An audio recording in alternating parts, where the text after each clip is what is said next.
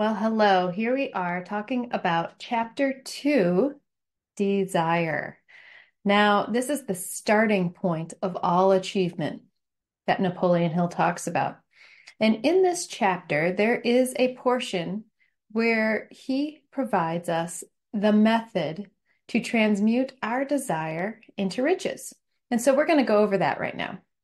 So, this is the 6-step method that Napoleon Hill talks about in order to transmute, to change your desires into riches. Now, riches can mean anything. It can mean monetary riches, or it can mean any other type of, it could be relationship riches, it could be houses, it could be cars, it could be anything. So understand that just because we're talking about money in particular in this book, Napoleon Hill and all of his suggestions can be used to transmute desire into anything good that we want. Okay. So let's start from the top. He says the first thing that needs to happen is fix in your mind the exact amount of money you desire. It is not sufficient merely to say, I want plenty of money, but be definite as to the amount. Now, there's a reason behind why we need to be definite in this amount and definite in our desires. And this is because the clearer picture that we can create in our minds, in our conscious mind, the more of a clear picture we can give to our subconscious mind in order for it to move into action. So why? Why is this so important? Because if we don't provide a clear picture and we are not consistent with that picture, then we are giving our subconscious mind lots of different things to think about, lots of different things to focus on, and it cannot focus on one thing. So we need to be exact. We need to know exactly how much we want. We need to know exactly what kind of relationship we want. We need to know exactly what kind of car we want. We need to know exactly what we want so we can deliver a clear picture to our subconscious mind and to the universe at large, right? So, second, determine exactly what you intend to give in return for the money you desire. There is no such reality as something for nothing. This is the law of cause and effect, the law of laws. We must give in order to receive. And the giving actually precedes the receiving. So many times we think, well, I'll do this when I get the money. I'll do this when this happens. I'll do this when that happens. Well, you need to decide what it is that you are going to give, whether it's a service, whether it's money, whether it's a smile, whether it's goodwill, whatever it is that you need to give in order to receive that which you desire. So your job is to decide what it is that you are going to give in order to receive. Because it is in the giving that we receive, right? Okay, third, establish a definite date when you intend to possess the money you desire. Now, why is this important? This is important because it lights a fire under us, doesn't it? It gives us a reason to keep moving forward. It gives us a time frame that we need to get this done in. So this just gives us a sense of urgency. Now, what if you're wrong? What if you put a date down and you're wrong? Well, if you're wrong, you change the date and you keep moving forward. It's a guess. This is just a guess. And then if you miss the mark, then you guess again. But the fact of the matter is that when we establish a definite date, we give ourselves a time frame and we give ourselves a sense of urgency. And that is necessary in this propelling forward towards what we want. Okay. Fourth, create a definite plan for carrying out your desire and begin at once whether you are ready or not to put this plan into action. So this is important because we need to continuously move toward our goals. And if we have a plan, then we are automatically moving towards our goals and executing our plan. Now, here's the key. The goal does not change, but the plan will. And this is why.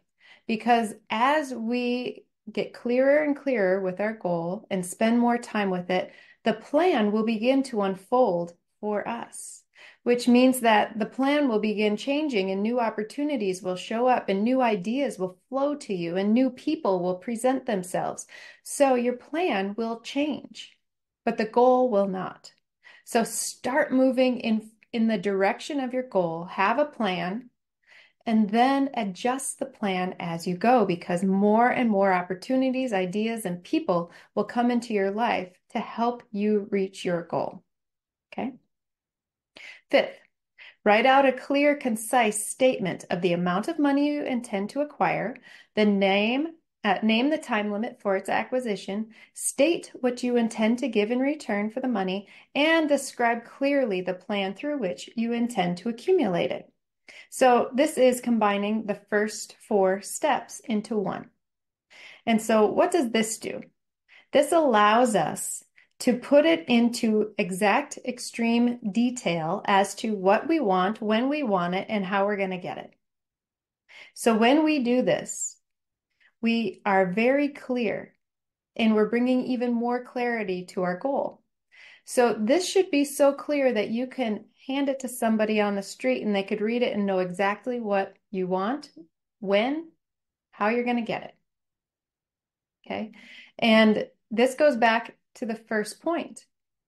When we have a clear, concise statement, we give the subconscious mind a very direct directive, right? We're giving it a clear directive as to where we want our mind to go.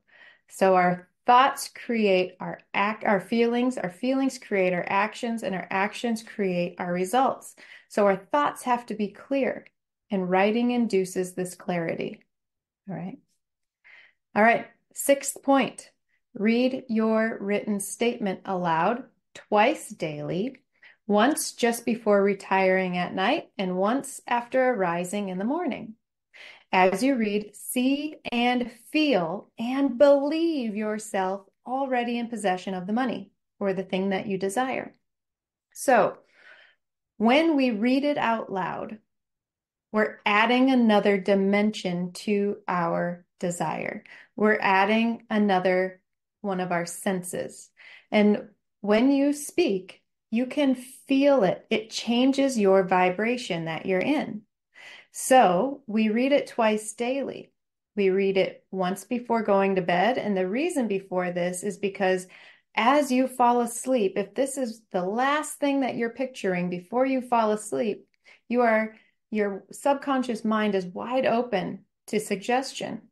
And so when we do this, we're feeding directly our subconscious mind to do exactly what we want.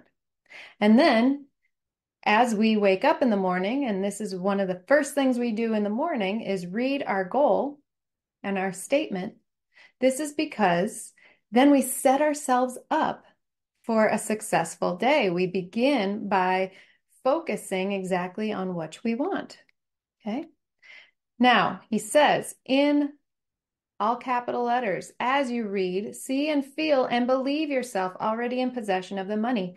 We need to create an image of us having what we want. We have to see it and we have to imagine what it feels like to be in that moment. And as we do that, believe that you're already in possession of it. What does it feel like to have this? And just begin imagining yourself into this reality. Okay. So those are the 6 steps that Napoleon Hill provides us to transmute our desire into riches. I've created a worksheet for you as well that you can download and just work through it. And really, he says, write it down. Write it down.